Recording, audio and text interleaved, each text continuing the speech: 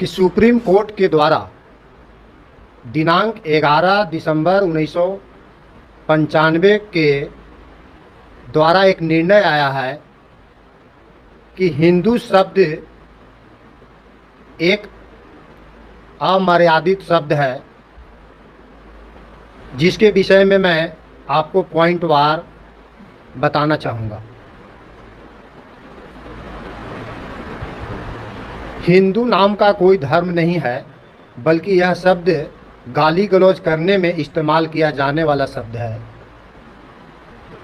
जिसको मैं बताया कि 11 दिसंबर 1995 को यह निर्णय आया है और सुप्रीम कोर्ट के निर्णय के आधार पर भारत सरकार के द्वारा भारत सरकार के अपर सचिव संजय मेहता के पत्र 4 अक्टूबर 2019 को यह पत्र भारत सरकार के द्वारा निर्गत किया गया है और भारत सरकार ने भारत के तमाम राज्य के सरकार को यह पत्र दिया गया है कि यह 7 जो पॉइंट है वो तमाम राज्य सरकार अमल करें। पहला पॉइंट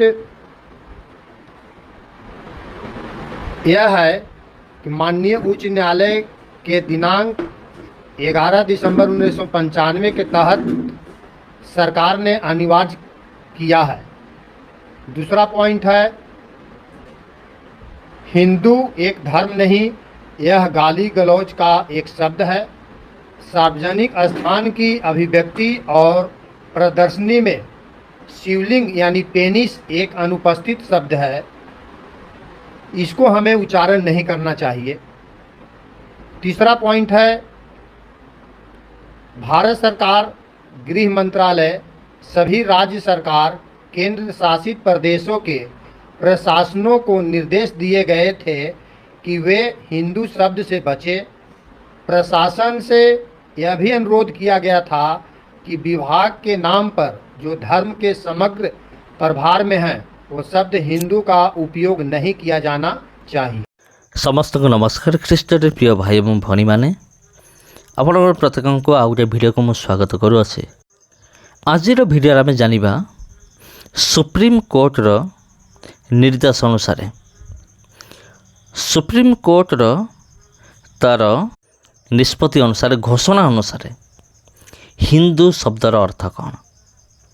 तबे प्रिय बंधुगण मुझे जहाँ भी कहि ऐतिहासिक विषय कहि इतिहास मु कहि इतिहास बाहर मु कहि ना। हिंदू शब्दर अर्थ होछि कला चोर डाकू आपण जहाँ भी कहींपारे। हिंदू शब्दर अर्थ होछि कला चोर। आईटा केतबेले हला जेतेबेले फरासी माने आमर देशर शासन करुଥିଲେ सेतेबेले सेमाने भारतीय को ना देइथिले कला चोर। कला चोरर तार फरासी भाषार अनुवाद होछि हिंदू। एई हिंदू शब्द को एमिति भाବରେ सुप्रीम कोर्ट डिक्लेयर करिछि। वर्तमान हुए तो अनेक से कमेंट करिपारंती जे हिंदू शब्द को तुम्हें कहीं अपमान करुच, तुम्हें हिंदू धर्म को विरोध करुच। तबे गोटे विषय मुझे कही रखुची, सही समय तो गाली बोली लगुला और सही समय लोक मैंने जानी जे हिंदू शब्द होची एक गाली अटे कला चोर बोली, जार हिंदीर अनुवाद होची काला चोर डाकू। से समय फरासी माने आम भारतीय मान को कौन करते घृणा करिकी यही सब ना से माने देइथिले। तबे प्रिय बंधुगण जदि आमे माने कौन सी धर्मशास्त्र देखिबा हिंदू शब्द कौन से हिंदू धर्मशास्त्र रे ही नहीं। हिंदू शब्द कौन से पुराण नहीं, कौन से वेदर नहीं कि माँ रामायण महाभारत कौ जगार भी हिंदू शब्द को व्यवहार करा ही नहीं।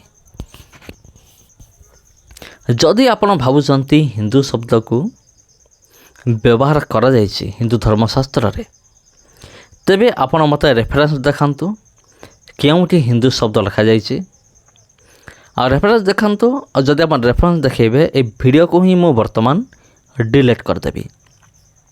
आ सेति में रेफरेंस दरकार आउ कोठी लिखा जायछि आपण कहबा दरकार जे हिंदू काहे कि आपण को हिंदू बोली कहा गला। तार एक इतिहास अच्छी। हिंदू शब्द सहित कौन सी धार्मिक संपर्क नहीं, कारण हिंदू शब्द एक गाली अटे, या कौन सिर्फ एक भल शब्द नुहे।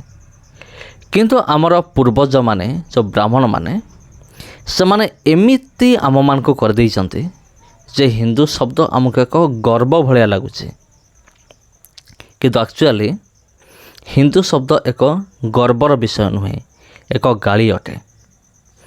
इतिहास आपण पढ़िथिबे सिंधुरु हैला हिंदू से माने स उच्चारण करि पारुनथिले किंतु ह उच्चारण करि पारुथिले, किंतु एटा फरासी मानकर क्षेत्र में संपूर्ण मिथ्या अटे।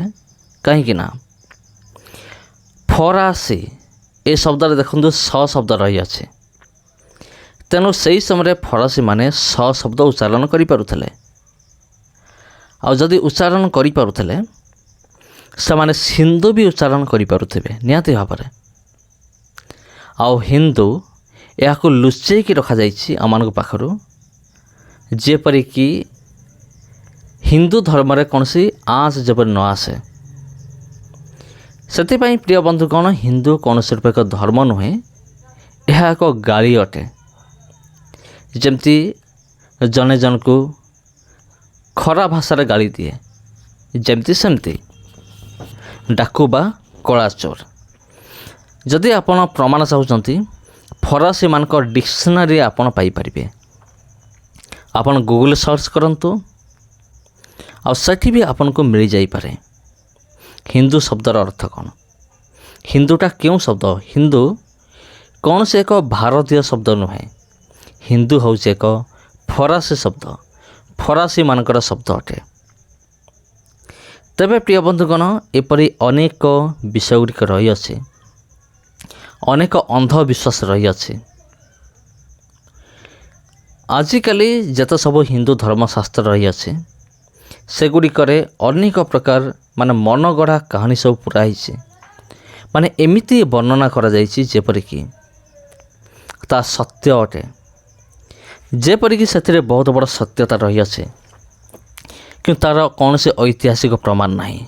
उदाहरण स्वरूप रामायण एवं महाभारत दुईटार कौन सी ऐतिहासिक प्रमाण नहीं, किंतु लोक माने आज मध्य ताकू एक धार्मिक भावना भाव से विश्वास करुचंते।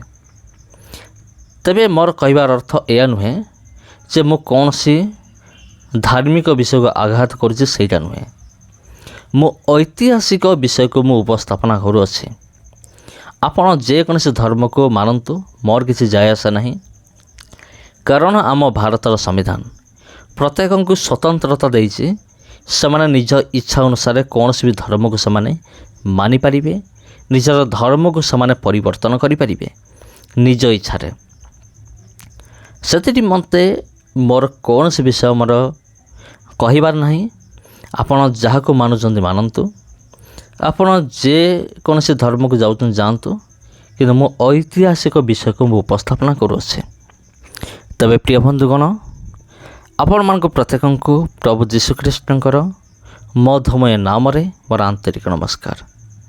तबे प्रिय बंधुगण, ये वीडियो आपन को किपरि लागिला कमेंट करके निश्चय जनइबे कमेंट माध्यम रे जे वीडियो आपन को किपरि लागिला।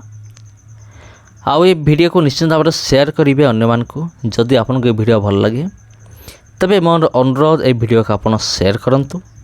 आउ एई भली वीडियो गुड़िक आगामी दिन मानकर देखिबा निमंते आपन इस चैनल को निश्चित भाव सब्सक्राइब करंतु। समस्त को नमस्कार। पुनि भेट हवा आपन सहित आउ गोटे वीडियो रे आउ गोटे अध्याय। नमस्कार।